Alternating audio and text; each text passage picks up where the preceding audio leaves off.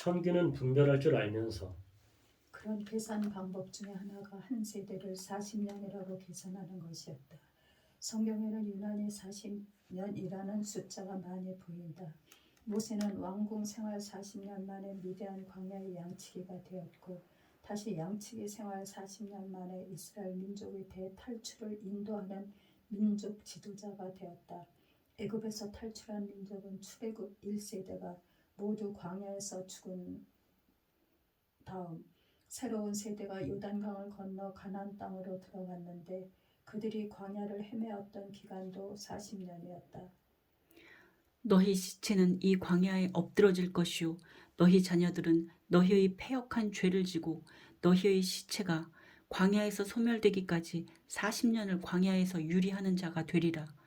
민수기 14장 32절에서 33절. 그러므로 이스라엘의 회복으로부터 한 세대라면 바로 1940년으로부터 더하기 40년, 즉 1988년이 되는 것이었다. 그러나 1988년에 예수 그리스도의 재림은 없었고 사상 최대의 규모가 된 서울 올림픽 경기는 심청가의 뱃노래와 함께 성대하게 막을 내렸다. 그리고 이 대회에서 한국은 금메달 12개로 4위를 차지했다. 그러나 이 대회에서 기독교인들이 또 하나 착잡한 마음으로 지켜보았던 것은 개막식 때에 한강을 타고 올라온 용고라는 이름의 큰 북이었다. 6년이나 걸려서 만들었다는 직경 2.1m의 이 북에는 청룡, 황룡 두 마리의 용이 북통의 둘레를 칭칭 감고 있었다.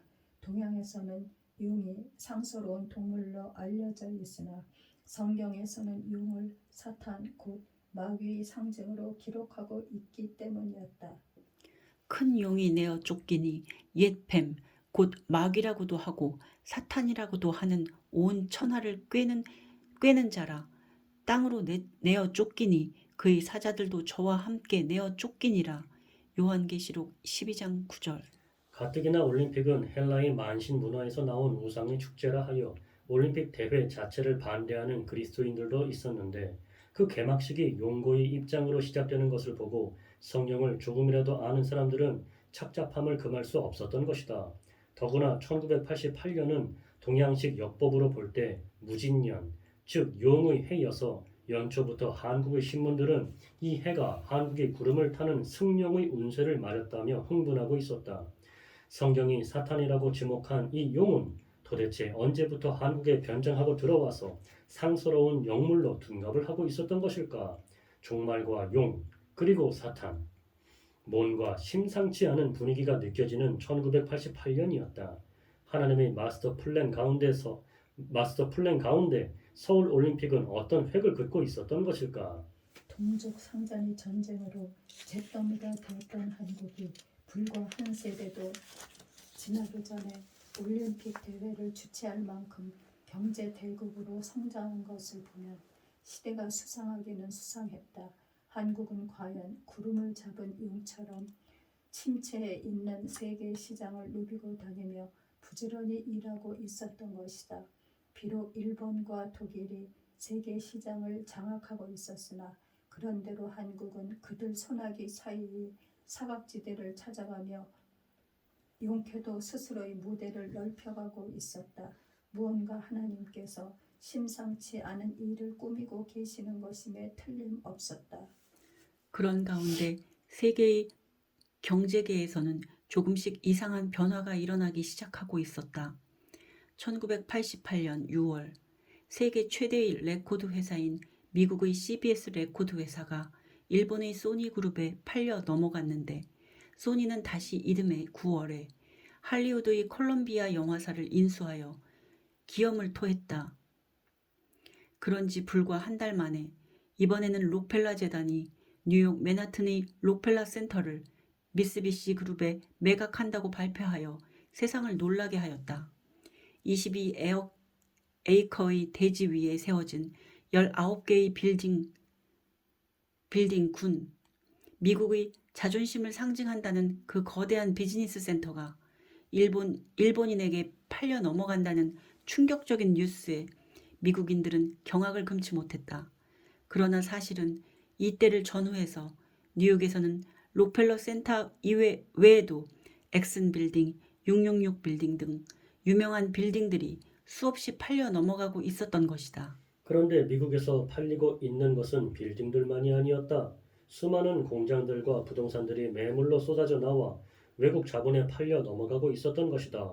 도대체 어떤 사람들이 미국에서 이렇게 그들의 재산을 팔아넘기고 있었던 것일까? 이미 눈치 빠른 독자들은 그것을 짐작했을 것이다. 록펠러 재단을 위시하여 컬럼비아를 팔아먹은 코카콜라와 엑슨 빌딩의 주인들은 모두가 다 소위 유대인 계열이라고 세상에 알려진 재벌들인 것이다. 전 세계에서 박해를 받으며 살다가 자유로운 경제 활동이 보장되는 미국에 들어와서 돈을 벌어 부자가 되고 월스트리트의 증권가를 장악하고 있던 유대인들이 왜 일제히 재산들을 처분하고 있었던 것일까? 도대체 그들은 그 많은 빌딩과 공장과 부동산들을 매각해서 그 돈을 어디로 가져가려고 하는 것일까? 하나님께서는 지금도 유대인들이 움직임을 통해서 시대의 표적을 보여주고 계시는 것일까?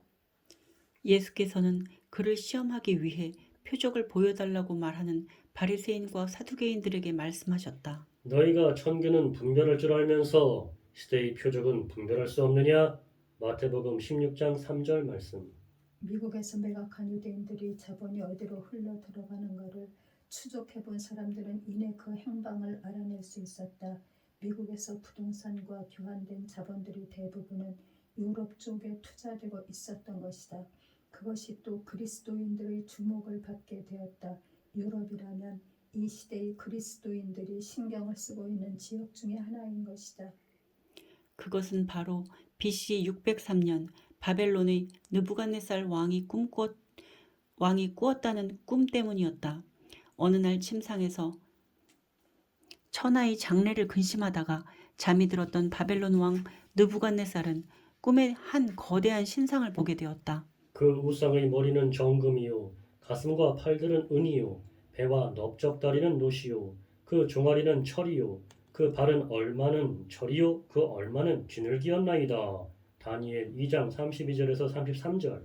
이 꿈으로 인하여 번민하던 느부갓네살 왕은 궁전의 모든 학자들을 다 동원하여 이를 해석해보려 하였으나 실패하였고 마침내 화가 난 왕은 그의 꿈을 해석하지 못한 학자들을 다 죽이라고 명령하기에 이르렀다.